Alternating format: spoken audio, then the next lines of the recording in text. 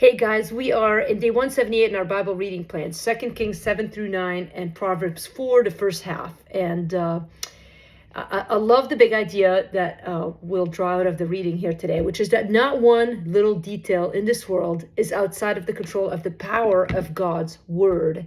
Everything God says will come to pass. We're going to see some things coming full circle, starting in chapter 7. Elisha had said that there would be food, and the king was doubtful. He says, listen, you're going to see it, but you're going to taste it. And indeed, this is what happens. The two lepers hear that, God had overturned this army, even though nobody had fought him. So they had left the land. And so the lepers, the Syrians flee, and the lepers go in and they eat and they feast. And then they were like, we should share this with someone. And so they go back and tell the king. The king doesn't believe them. So he goes after, the Syrians to see what's going on. Anyway, in the meantime, the people went in to eat, and the king got trampled, just like God had said.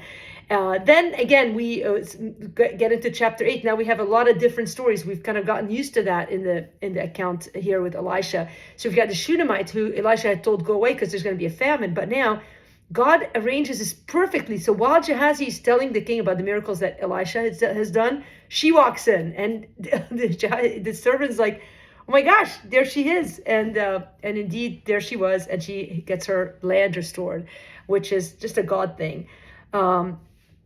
Elisha comes to Damascus, and the king of Syria asks for his help, and he asks if he would recover from the illness. And of course, he answers and says, yes, you're going to recover, but you're going to die. And then he tells the guy who came for the information, Hazael, he says, you're going to be the one who's going to destroy, you're going to do evil for the people of Israel. And Hazael's initial response is like, I would never do that. But indeed, that is exactly what happened. Why? Because God said it. Everything that God says comes to pass. It doesn't even stop there. We keep going. And I love this, a little tidbit in chapter 8. In the midst of the mess of kings, you've got Joram listed, the son of Ahab, and then Jehoram, the son of Jehoshaphat.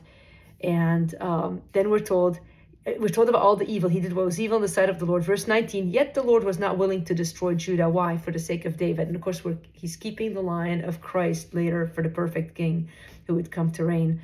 Ahaziah reigns in Judah. And then chapter 9. Chapter 9 is crazy. Jehu gets anointed as king in the inner chamber, and God often speaks to us in the inner chamber. If you read the first few verses of chapter 9, you kind of see how the prophet takes them apart. And so much of what God does in our hearts and speaks to us in our life happens apart when you're in the inner chamber, hidden from others. And that's where you hear the word of the Lord. And so he anoints Jehu king. And Jehu kills Joram and Ahaziah. And here it is. We come to the end of chapter 9, and guess who's about to die? And I don't mean to show glee over it, but, two things. First of all, a little bit higher in the reading in verse 23, higher, because in my page it's higher. It says that Joram reigned he fled and was saying Jehu is a traitor, and he gets shot. And why? It says, take him up and throw him on the plot of ground belonging to Naboth. So God vindicated Naboth. Remember, I felt bad for him back then because, what did he do? And he ended up suffering. Well, God had not forgotten. And then at the end of the chapter, Jezebel gets killed. And it says, this is the word of the Lord, which he spoke by his servant Elijah. So even though Elijah was gone, God's word still came to pass. Listen, everything God has promised, he will do. So what promises are you holding on today? God is faithful. He will surely do it.